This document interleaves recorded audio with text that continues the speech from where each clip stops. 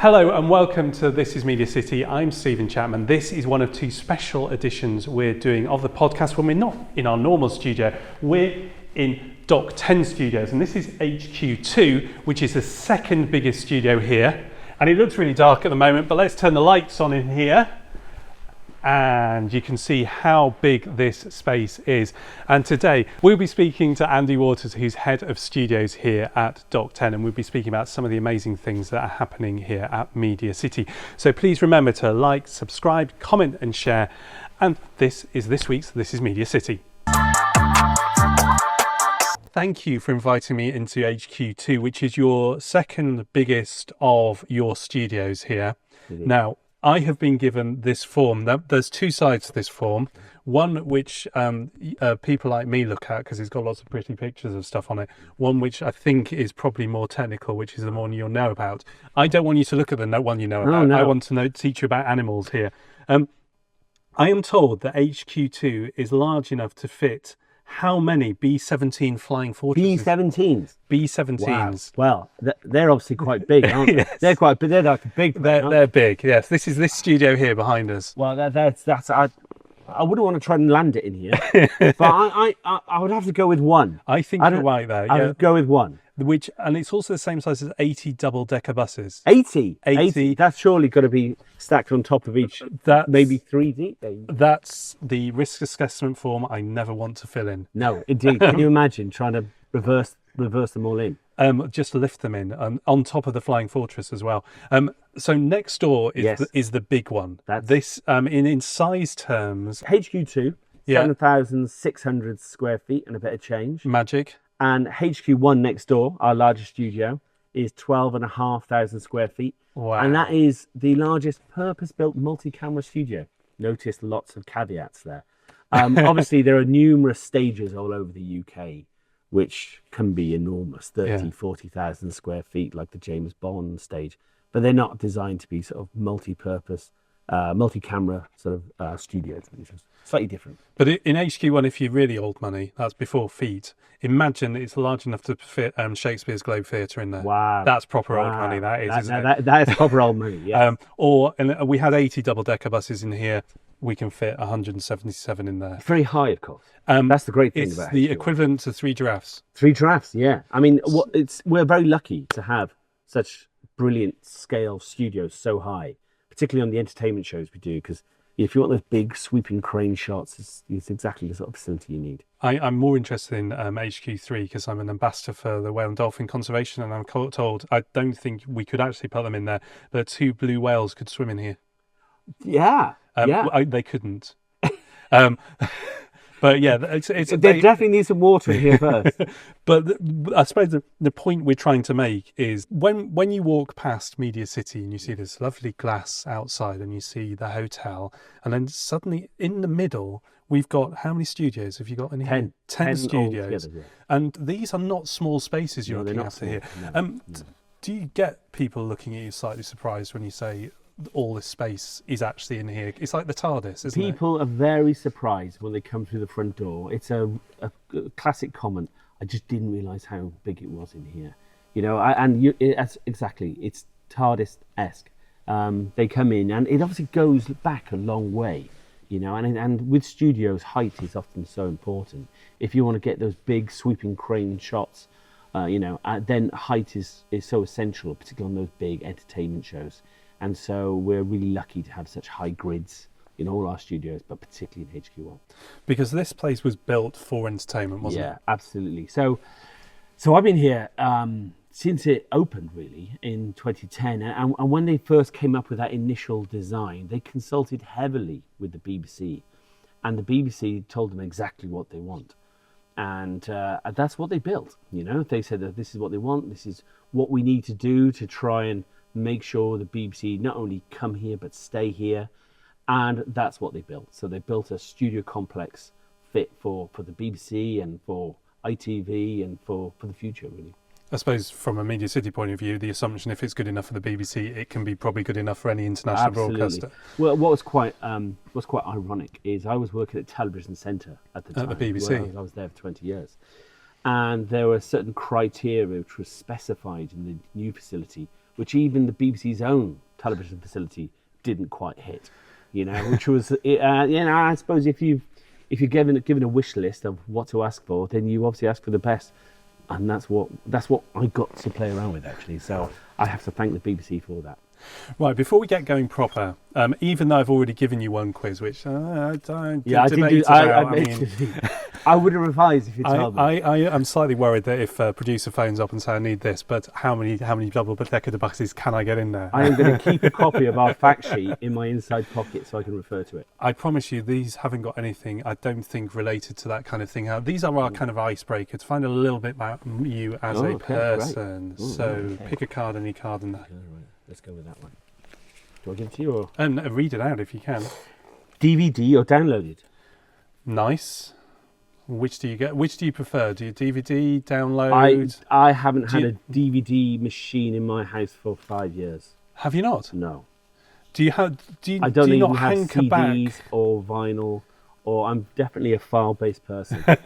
And my kids are so outraged that I gave all my vinyl away. You gave your vinyl away? Gave it all away. I'm outraged. I just need the shelf space. I mean, I know it's. What do you need the shelf space for if it's just digital? Is it just hard drives? For my wife's pottery. She loves it.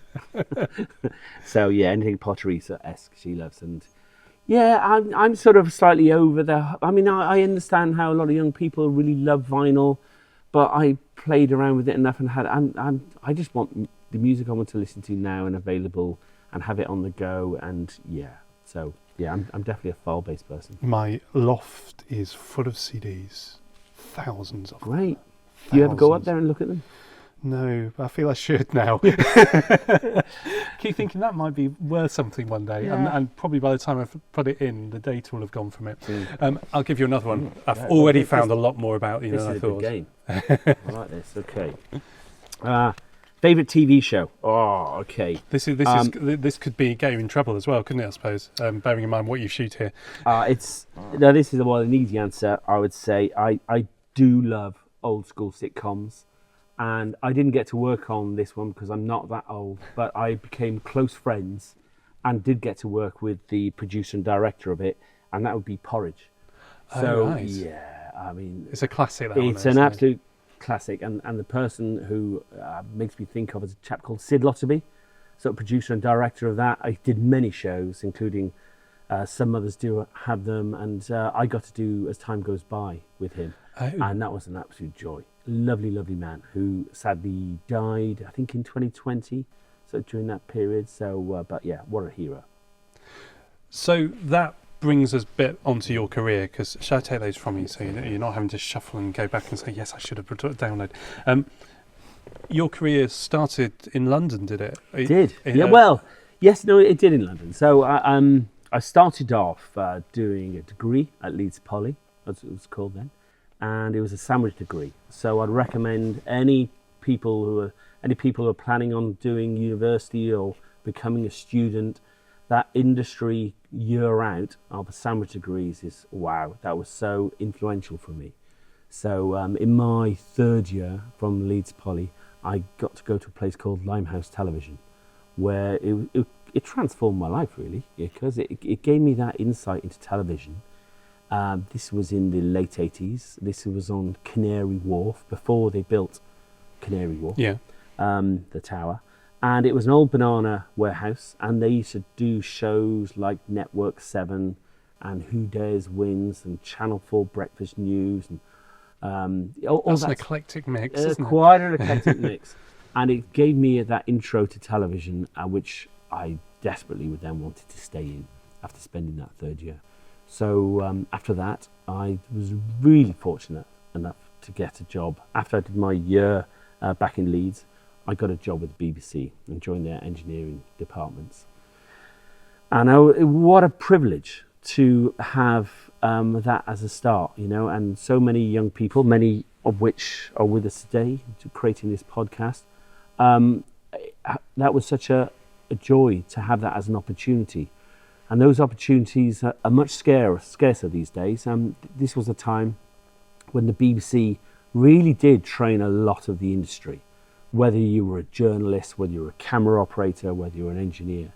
And I think the first 6 months of the 2 years I was at the BBC, I got to spend at Wood Norton, being trained again, and which was just a brilliant opportunity, you know. So yeah, amazing. It's amazing because my first job outside of when I left Manchester and Cardiff universities was at Granada, and just sitting with these people who've done everything, who've won BAFTA awards, who've worked on these amazing shows. The experience you get just from spending a day with these people is just phenomenal, isn't it? Yeah, there was a great culture of passing it on at Television Centre, and if I sort of think back to the engineers I've worked with back there and other studio managers and people in the industry, there was a real sort of sense of passing on the knowledge. And if you come across one of those individuals which are prepared to take you under their wing and really share what they've learned, it's a great opportunity, and Television Centre was full of them. So as a big thank you to all those people who've helped me over the years. So when you were at Television Centre, what brought you, what was the big shows you worked on there while you were? So I ended up numerous shows, everything. So from Top of the Pops, I was just having a conversation in the office that I even got to work on That's Life, and all sorts of shows were regularly coming through, either as an engineer, Only Fools and Horses, and as time goes by, and various sort of sitcoms, and Let Them Eat Cake with Dawn French and Jennifer Saunders. But I suppose the big break I got, or the big opportunity I got, was when David Young, who went on to set up 12 Yard, he became head of entertainment at the BBC, and he really injected a new spirit of game shows and that type of content and light entertainment into the BBC, and I ended up sort of being the main studio manager for all their shows. So one of the things we used to do, and it's something we've introduced here and successfully, is a season of summer pilots. So traditionally in television studios at least, the summer was a quieter time, and we would open our studios up and say, okay, let's have a season of pilots, make them really cheap, really cost effective, and try to get new ideas in front of commissioners. All this was commissioned and supported by a previous guest of yours, Peter Salmon. Of course. So he was channel controller at the time, and he said to David, right, here's a budget, go off and give me a season of pilots. And that's where shows like Friends Like These and Dog Eat Dog came from, and various other shows like Weakest Link, and lots of success from those sort of pilots. So what took you from there back up north? Well, not back up north. Well, Leeds, Poly, I suppose. Yeah. Okay, yeah. So I'm from South Wales originally. I was going to say, I know you're not from north, but yes, you're okay. Leeds. Yeah, no, that's true. So after spending nearly 20 years in the BBC, my sister spotted a job advert in The Guardian for head of studios at MediaCity. And the truth of it is I was nosy, and all I wanted to do was come up and have a look at what was going on. So I applied for the job, and the most I hoped for at the time was I'd get my train fare paid for me, and I'd have a day looking around MediaCity and see what they were actually building. Because this was potentially going to be competition to where I was operating. Because it would be light entertainment and so on. Indeed, in London. So I was just curious. So I did that. They interviewed me. Frustratingly, they decided to interview me in London. So I thought, oh, that wasn't the plan. But then they offered me the job. I was like, oh, now I wasn't expecting that, to be honest with you. So then I did have a big choice to make. You know, we'd just refurbished the house in London, and we've got 4 kids. Me and my wife Siobhan, we'd slept on a friend's floor for 6 months with a 6-month-old baby at the time, whilst we refurbished our house. We just moved back into this house and thought, right, we're going to be here now for at least 20 years, you know? And then I was offered this job in Manchester. So this was suddenly, oh, okay, right, big decision time. My wife just started going back to work and these sort of things. So it gave me a few sleepless nights. But I obviously decided to come, and it was the best decision of my life. It was brilliant. So great, from a career perspective, a great move.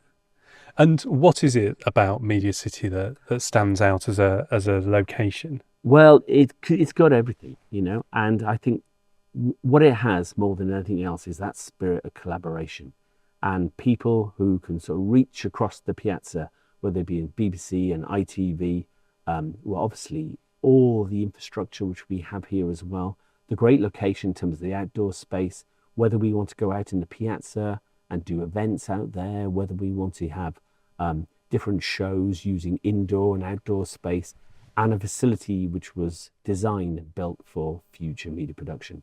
So being responsible for that and being part of a team which delivers all that, it's just been an absolute privilege. We spoke. You mentioned Peter Salmon earlier on, and I think one of the things he mentioned was the first big thing that the BBC did here was the London Olympics. Yes. How much pressure is on, because the London, you come up here, everything was built because you could handle something like that. How much pressure is on there when this is the glory thing, the thing that everybody's eyes on around the world, but particularly in the UK? Yeah. What I'd say is, it's all about people. At the end of the day, whenever you're doing any of these large events or big, high profile, it's about the quality of the people you're surrounded with. And we've just got some brilliant people, not just the people in this building, but the people over in Key House and the people who work here from ITV. These are very experienced, knowledgeable people. And if you surround yourself with enough high caliber, quality people, which have put the years of experience in, then that's when the magic really happens. You know, this industry is delivered by people, not just equipment and technology, but the people who know how to operate it. And actually having a modern facility, and by then, of course, we were sort of well underway in terms of our operation, you know, so understood about what we could do and how we could collaborate across the site and modern technology workflows. Having the right people makes all those sort of shows and all that sort of broadcasting possible. Have you got a highlight so far? What, here so far? Yeah. Wow. Because I mean, when we talk about, because some of the shows we've got, you get Sports Personality of the Year and kind of Red Nose Day kind of thing, are the big high profile things. Obviously, you've got Match of the Day all the time and Football Focus all the time. Then you've got things like one-offs like Harry Styles. You've got 8 out of 10 Cats. Yeah. Thank you for listing all these off. I'm trying to remember as many as I can. Keep going.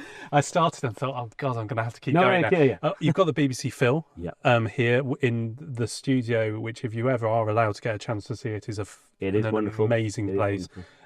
You've got so much stuff going on all the time, but and obviously you've got BBC Children's, some of the bits here as well still.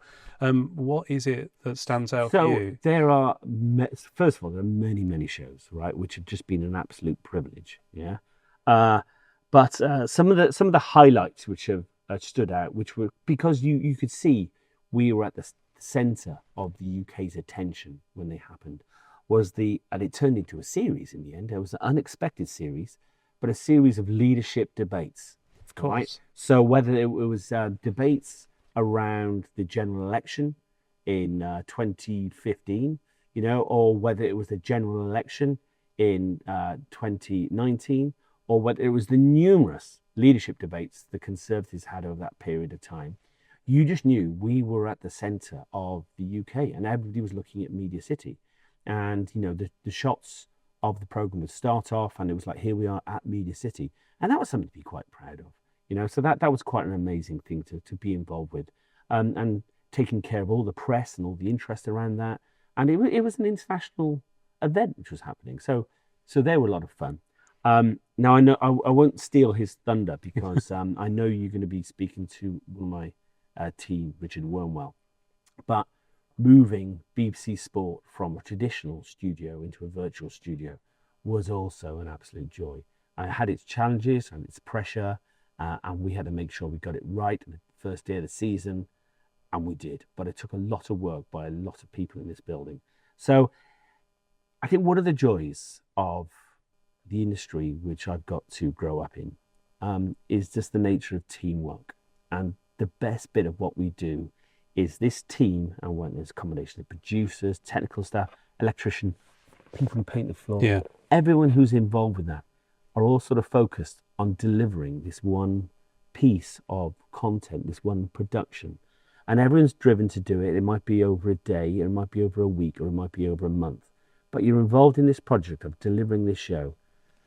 And the sense of satisfaction as a team member is great. So if you're looking for a career and team is important, then so television is great. You're as strong as the sum of your parts. Absolutely, absolutely. The other one that stands out is there was a time where Dock 10 effectively owned Saturday nights.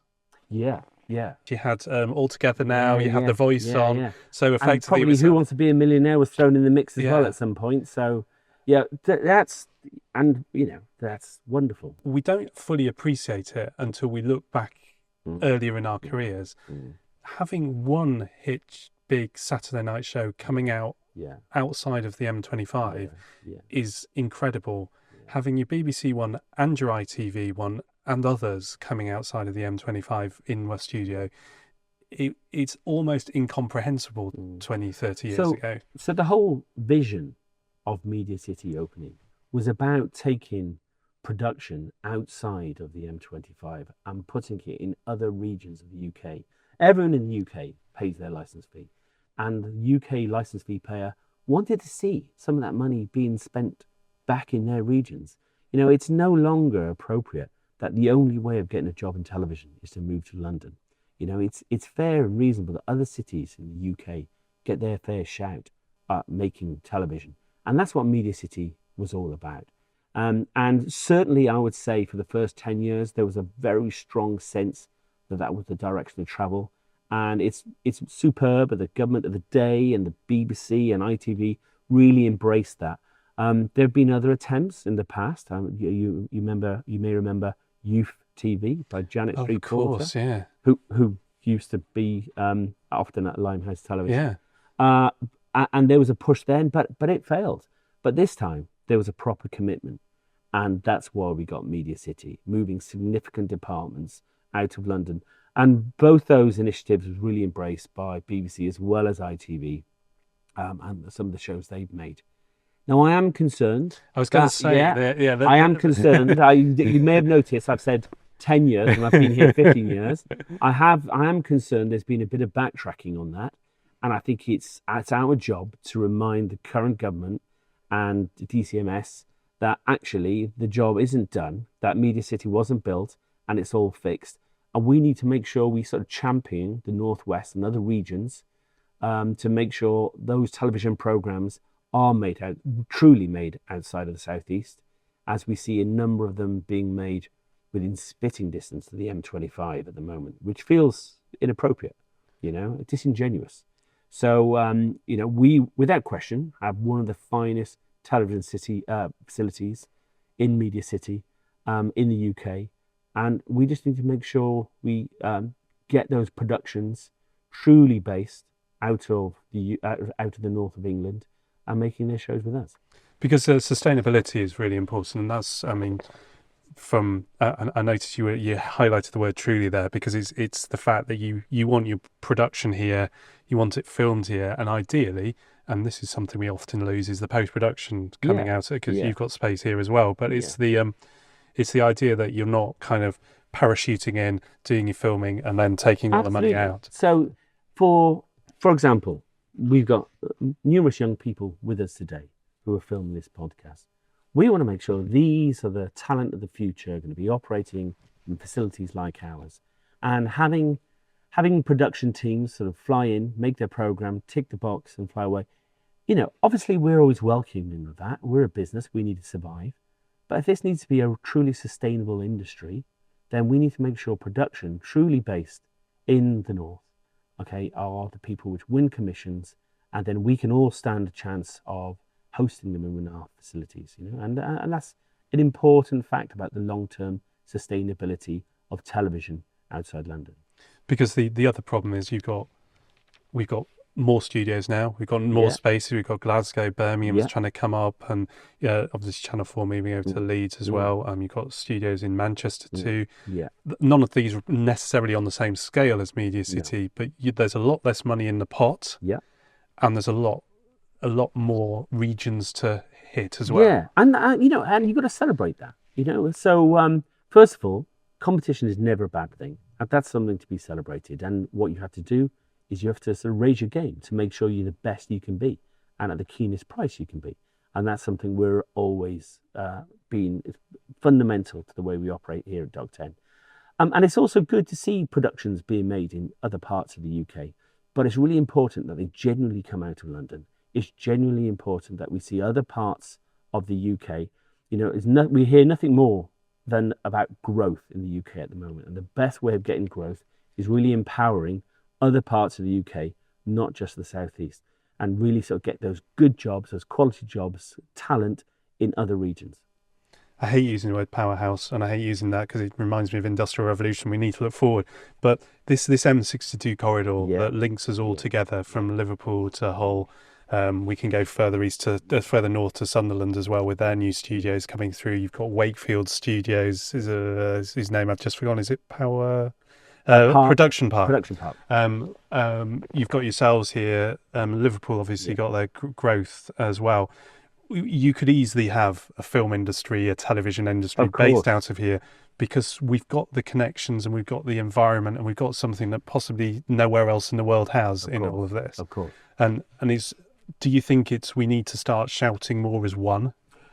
Yeah. So I was only involved in a meeting the other day where that was precisely on the agenda, and it's about sort of taking that voice, not just to the UK economy, but to the global economy, and looking sort of across the Atlantic to attract so many unscripted content creators in the US and trying to bring them into the UK. We're already reaching out a lot in Dock10 to other regions. I know you'll be speaking to Richard Wormwell, who looks after our innovation team, but we've already had a number of successful projects with York University. Mm-hmm. So really thinking about those creative corridors, how we tie in those spaces, and something which has always been really important to us is making sure we offer the very latest in technology. We're innovative.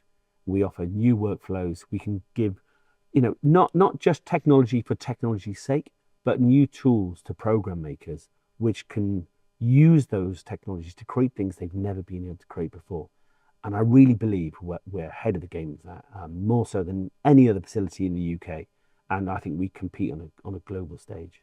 And that's quite interesting because having worked a lot in America as well, or a lot with American companies as well, the cost base between our two nations is massive. Extraordinary. And so bringing production over from there I know we don't know when this is going out, so tariffs may or may not be introduced over there. But do you think that's a way that we can showcase this space a bit more? Yeah, and I don't think it's just about price. Of course, price is part of it. I suppose it's price, language, and skill. Price, language, skill, new technology, new workflows, efficiencies, process. So I think there are a number of things which we can offer, which you just can't get elsewhere because of the service which we provide, particularly around things like virtual studio and new workflows. So efficiency is a big part of it, as well as being significantly cheaper.